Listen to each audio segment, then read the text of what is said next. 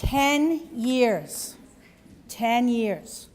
That's how long we have had a piece of legislation that says that what you do is not only great, it's worth being paid for. It is the thing that every single child in this state needs and is entitled to. Going back a few more years, I'll tell the story about Marie and I sitting one day, and I always tell the story because I say to people, they never should have left us alone in a room together. So Marie and I sitting in her office at a table saying, the only way this is really going to happen, that people are going to appreciate and understand what kids need, what young babies, what young families need, is to create a department and have a commissioner. And no one told us it was going to be hard, thank God, because we might have said, well, we'll try something else. But it was the right thing to do, 12 years ago. It's the right thing now. And thank God we've got the commissioner we've got, because he comes from where you are. He understands that this is the most important thing we can do for families and for children. Is anybody here from Fall River? Any Fall River people? No? My kids are products of the Boyd Center in Fall River.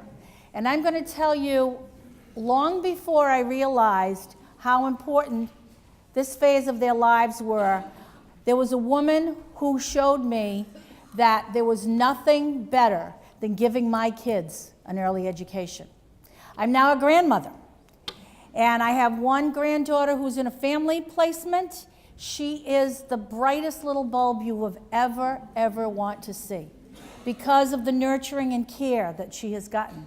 I have another granddaughter in a center in Newton, and she's going to take over the world. So just, if you ever hear the name Ivy Koheno, you're going to say, oh my God, she told us years ago that she was going to take over the world. Because of the experience that she is getting at that center.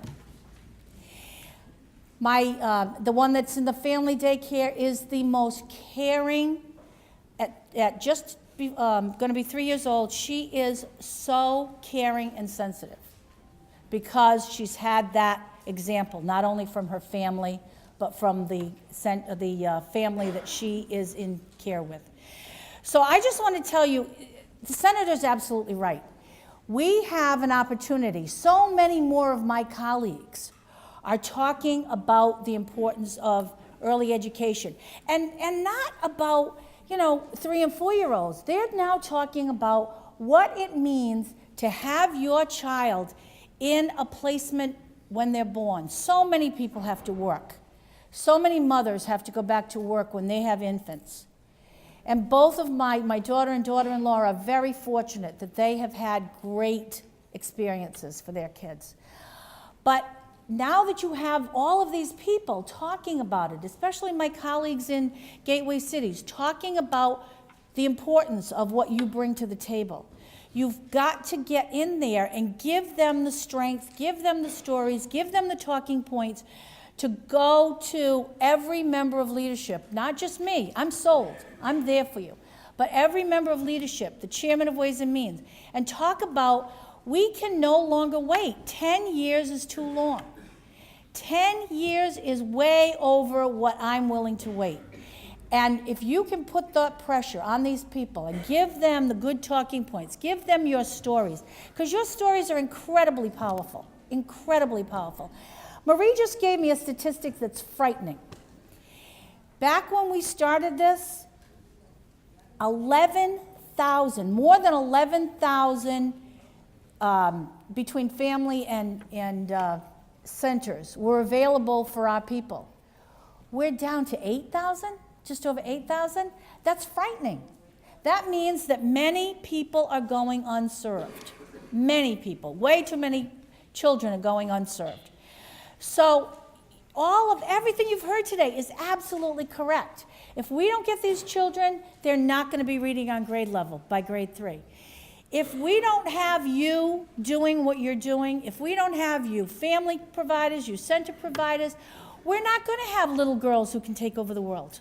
It's okay if you guys try to, but But we're not going to have those little girls that can take over the world.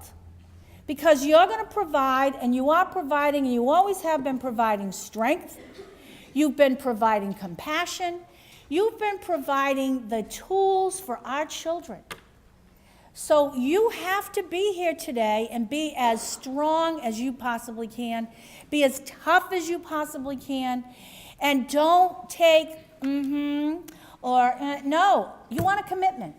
You want a commitment that anything that we bring forward, whether it's an amendment or whatever, has the complete support of everybody that you see today. Because it's a heavy lift. This is a really, really difficult time. Every time they look at me and say we have a $1.8 or $1.6 billion deficit, I want to choke. But it's not enough to say we're going to try. You've got to tell people that trying is great. We love trying, but we like success a whole lot more.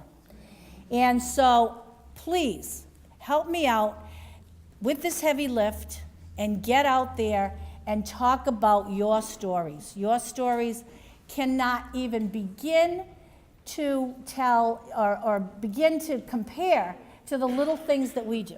Your stories are it. Your children, your opportunities for children are the story here. So please get out there. Let's rally the troops. Let's, be tough, be hardcore. I love pushy broads. I like pushy men. But you cannot leave an office without a good, yes, I'm with you. So get out there, get going. We got 2 new reps. Don't even let them they're being sworn in today. Be the first ones to talk to them. Be the first.